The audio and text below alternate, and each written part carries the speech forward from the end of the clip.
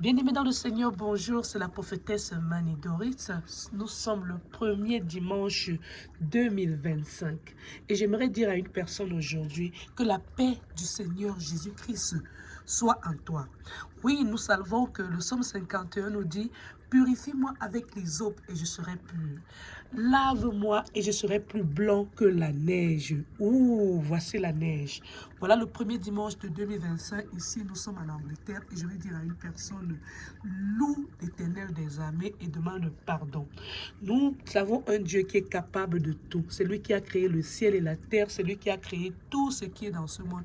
Je vais dire à une personne: regarde la grandeur de notre Dieu. Il est un Dieu qui est puissant, il est un Dieu qui est grand, il est un Dieu qui est redoutable. Alors, je voudrais dire à une personne: il ne faut pas douter du pouvoir de Dieu. Parce que le même Dieu qui est capable d'amener la neige, il est capable également de faire sortir l'eau du rocher, même dans le désert. Alors, prie le bon Dieu. Alors, nous devons faire une sélection de ce qu'on voudrait pour cette année nouvelle. Quand je dis cela, je dis toujours aux personnes: allez lire le psaume 1. Le psaume 1 nous dit: pour être heureux, il faut méditer la parole de Dieu jour et nuit. Et également, nous devons comprendre que le psaume 1 nous rappelle que nous devons faire la sélection des personnes avec qui on doit marcher. On nous dit bien: si tu veux être heureux, tu dois t'éloigner du conseil des méchants. Et tu dois même pas t'arrêter sur la voie des pécheurs et tu dois t'éloigner des méchants. Alors je viens ici encore dire à une personne d'ouvrir sa Bible. Il y a le livre de Tite, T-I-T-E, le chapitre 3 va te permettre de lire au verset 9. On nous dit: mais évite les discussions folles. On dit bien: évite les discussions folles, les généalogies, les querelles, les disputes relatives à la loi, car elles sont inutiles et vaines. Donc, s'il y a des personnes qui sont auprès de toi, qui veulent toujours te faire discuter avec elles, il faut savoir t'éloigner de ces personnes. Pourquoi est-ce que je vous dis ça? On continue avec le livre de Tite, T-I-T-E, verset 10. On nous dit au verset 10: éloigne de toi. Après un premier et un second avertissement, éloigne de toi celui qui provoque des divisions. Sachant qu'un homme de cette espèce est perverti et qu'il pêche en se condamnant lui-même.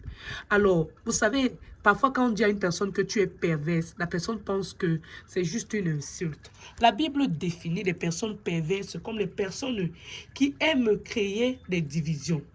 Vous voyez, la Bible nous dit: éloigne-toi, éloigne de toi après un premier et un second avertissement celui qui provoque des divisions. Alors, éloigne de toi ceux qui provoquent des divisions. Vous savez, quand on dit ça, les personnes vont vous dire: la Bible dit qu'il faut pardonner 77 fois x 7. Je vous assure, même quand une personne est éloignée de vous, quand c'est une personne qui dérange, vous allez toujours entendre ses échos et vous allez toujours pardonner cette personne. Mais la Bible nous dit: éloigne de toi des personnes qui provoquent des divisions après un premier et un second avertissement.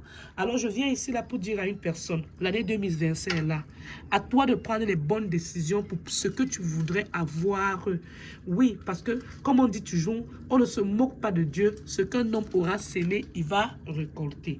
Alors moi je vais dire à une personne aujourd'hui: la parole de Dieu, on nous demande de la méditer. Il faut méditer la parole de Dieu jour et nuit. Alors je vais lire ici avec vous pendant 10 minutes la parole de Dieu et on va s'appuyer sur les chapitres de Jacques. Oui, on doit lire l'épître de Jacques pour pouvoir profiter de la beauté de ce climat et pour pouvoir se dire qu'est-ce qu'on voudrait vraiment devenir. On voudrait avoir la possibilité d'entrer dans le royaume de Dieu. Parce que ici sur cette terre, on ne partira avec rien. Et je vais dire à une personne aujourd'hui: ne prends pas tout ton temps pour te consacrer à chercher uniquement l'argent ou bien à te consacrer uniquement pour ce que tu vas devenir lors de la retraite. Parce que tu n'es même pas sûr de ce qui va se passer demain. Il y a des gens qui étaient là hier qui ne sont plus là aujourd'hui. Et je vais te dire une chose, même ta carte bancaire ne t'accompagnera pas à la morgue. Même ta carte d'identité, le Seigneur nous dit que quoi? Que notre corps c'est le temple du Saint-Esprit. Et que même le corps là que nous avons, ça ne nous appartient pas. Alors je vais dire à une personne aujourd'hui: décide d'être blanc comme la neige et arrête les faux raisonnements et reviens à Dieu. Alors nous allons lire l'épître de Jacques chapitre 1. Il est écrit: Jacques, serviteur de Dieu et du Seigneur Jésus-Christ, aux 12 tribus qui sont dans la dispersion. On dit bien aux 12 tribus qui sont dans la dispersion, il s'adresse à eux. Les épreuves et les tentations. Mon livre, ma Bible, c'est la Sainte Bible pour ceux qui veulent savoir à partir de quel type de Bible je suis en train de lire. Alors, il est écrit au verset 2, « Mes frères, regardez comme un sujet de joie complète les diverses épreuves auxquelles vous pouvez être exposé. » Écoutez bien, regardez comme un sujet de joie complète. Donc, ça veut dire que lorsque tu es en train de traverser les difficultés, ne te prends pas trop la tête à vouloir te dire, oh, les personnes se mettent à se dire des paroles mauvaises. Non, rejette cette parole mauvaise. Le Seigneur veut démontrer sa puissance. Il veut t'aider à traverser les difficultés pour pouvoir t'enseigner. C'est ce que tu dois savoir.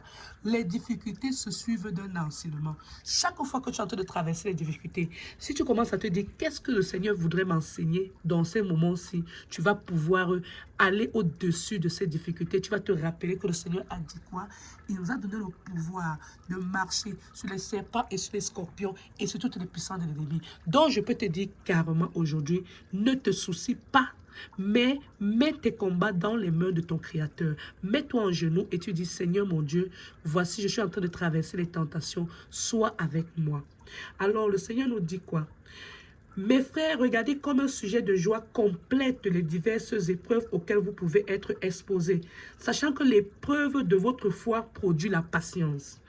Mais il faut que la patience accomplisse parfaitement son œuvre, afin que vous soyez parfaits et accomplis sans faillir en rien.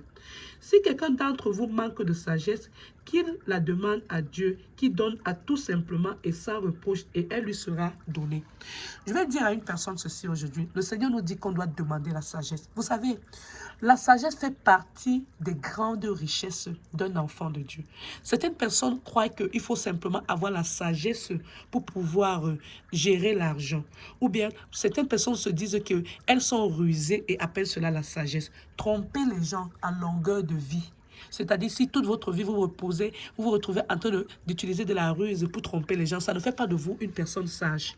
Et il faut savoir que toute sagesse commence par la crainte de Dieu et la crainte de faire le mal. Donc, certaines personnes se disent qu'elles sont sages parce qu'elles ont beaucoup de connaissances, mais ces personnes font le mal aux autres. Quand tu dois avoir cette faculté de dire, je ne veux pas faire du mal à autrui, je ne veux pas faire que quelqu'un d'autre se sente mal à cause de moi et que tu aies la crainte de faire le mal et que tu te dis, je voudrais avoir vraiment l'envie de servir Dieu le Créateur. Oui, là tu vas dire que tu es sage parce que tu vas chercher les choses d'en haut. Tu ne seras pas occupé des choses de ce monde où la rouille et la teigne peuvent détruire. Les gens courent pour les meilleures voitures. Et après quoi? Alors je vais te dire, cherche la vie éternelle en ce dimanche. Nous sommes le premier dimanche de l'année 2025 et je permets à toutes les personnes aujourd'hui de prendre le temps, je vous supplie, s'il vous plaît, je vous en prie, prenez le temps d'écouter cette vidéo parce que j'ai aussi également pris le temps, j'ai mis ceci, j'ai pris ce temps pour dire à une personne, oui, écoutez cette vidéo, réécoutez-la et partagez la parole de Dieu et si nous nous accrochons tous à Dieu le Père, nous allons avoir tout dans le royaume de Dieu. Il est important de terminer Jacques chapitre 1 de vous-même à la maison. Alors le Seigneur nous dit quoi?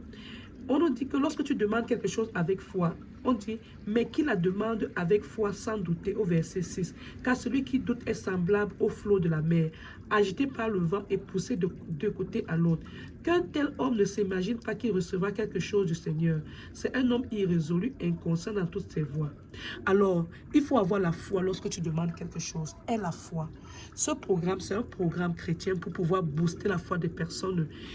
Évite le doute, éloigne-toi du doute au nom de Jésus-Christ, éloigne le doute de ta tête. Et le Seigneur voudrait que tu saches que le frère de condition humble se glorifie de son élévation, et que le riche au contraire se glorifie de son humiliation, car il passera comme la fleur de l'herbe. Le soleil s'est levé avec sa chaleur ardente, il a desséché l'herbe, sa fleur est tombée et la beauté de son aspect a disparu. Ainsi, le riche se flétira dans ses entreprises. Alors, ne crois pas que parce que tu es riche, tu vas partir de ce monde avec quelque chose. La vraie richesse, c'est chercher le royaume de Dieu.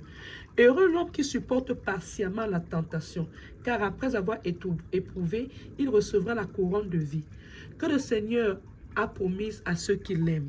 Donc, il y a une couronne de vie qui est préparée pour les enfants de Dieu. Alors, cherche la couronne de vie. Oui, parce que tu veux la vie éternelle. Et je vais dire à une personne, pour avoir la vie éternelle, il faut avoir la sagesse de Dieu. Et la sagesse de Dieu commence par éviter de faire le mal et être dans la charité et avoir les bonnes œuvres. Et je vous assure, sachons demander pardon. Oui, et sachons être humbles. Oui, que personne, lorsqu'il est tenté, ne dise, ça c'est le verset 13, c'est Dieu qui me tente, car Dieu ne peut être tenté par le mal. Et il ne tente lui-même personne. Mais chacun est tenté quand il est attiré et amorcé par sa convoitise. Puis la convoitise, lorsqu'elle est conçue, enfante le péché, et le péché étant consommé, produit la mort. Donc évitons la convoitise. Le Seigneur nous dit que quoi? Mais chacun est tenté quand il est attiré et amorcé par sa propre convoitise. Est-ce que tu es une personne qui aime trop convoiter les choses des autres? Et le Seigneur nous dit, puis la convoitise, lorsqu'elle a été conçue, elle enfante le péché. Donc vous voyez, quand tu es déjà en train de convoiter la chose d'autrui, ça veut dire que tu te retrouves en train de faire le péché. Souvenez-vous des 10 commandements. Le Seigneur nous dit qu'on ne doit pas envier ce qui appartient à autrui. Alors le Seigneur nous dit que la convoitise, lorsqu'elle est conçue, elle enfante le péché. Donc, il y a les personnes qui ont la grossesse de la convoitise parce qu'elles vont enfanter le péché. Elles ont conçu cela parce qu'elles se sont retrouvées en train d'envier les autres. Elles ont conçu la convoitise et cela va les permettre d'enfanter le péché. Et c'est le péché qui étant consommé qui va produire la mort. Donc, évite d'être cette personne qui va avoir dans ton ventre la convoitise. Parce que si tu passes ton temps à être cette personne qui convoite, tu vas te retrouver en train d'enfanter le péché. Et qu'est-ce que c'est que ça va donner? La mort. Alors, c'est ça que le Seigneur nous dit. Il y a des personnes qui produisent la mort parce qu'elles sont enceintes de quoi? De la convoitise. Et qu'est-ce qui est dans leur ventre? Le péché. Faites attention. Arrêtons de faire des choses qui vont nous nuire et utilisons la parole de Dieu pour pouvoir comprendre qu'on doit changer nos habitudes. Il n'est pas tard de revenir à Dieu, toi qui m'écoutes. Mets tes genoux par terre, tu dis Seigneur, je t'en prie d'enlever l'esprit de convoitise dans moi, que je reste connecté à Jésus et que je sois contente des dons que Dieu m'a donnés. Certaines personnes ne reconnaissent pas leurs dons parce qu'elles sont trop occupées à regarder pour les autres. Je vous dis encore merci. Nous sommes le dimanche. Premier dimanche de l'année 2025, restez en prière au nom de Jésus-Christ. Amen. Merci.